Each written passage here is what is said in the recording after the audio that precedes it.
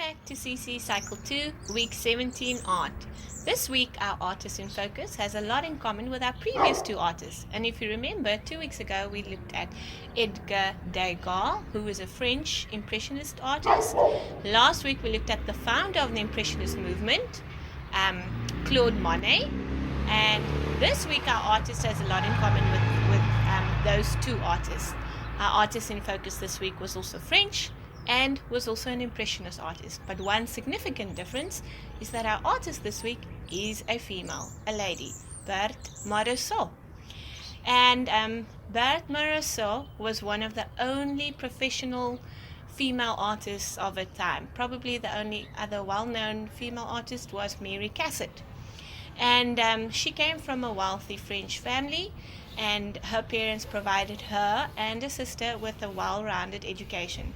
Part of that education was to have art lessons and to study under with an art tutor. And she actually studied with quite famous artists. And as she became a professional artist, she joined the Impressionist movement, and she had a very distinctive style. Now, the art project for this week is texture in painting.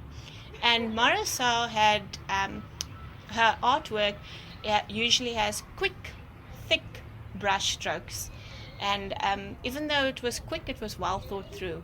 And if you look at her art, if you stand quite close to it, you probably wouldn't see that much, but when you step back and you really looked at it, you would notice quite a few things. So the art project for this week, as I said, is texture in paint, and Morisot probably used quite thick blobs of paint when she was painting. And this week, the students are also going to be using a thicker medium of paint. So I'm wishing you a happy art project for this week, and looking forward to see what everybody will produce. Goodbye, until next time.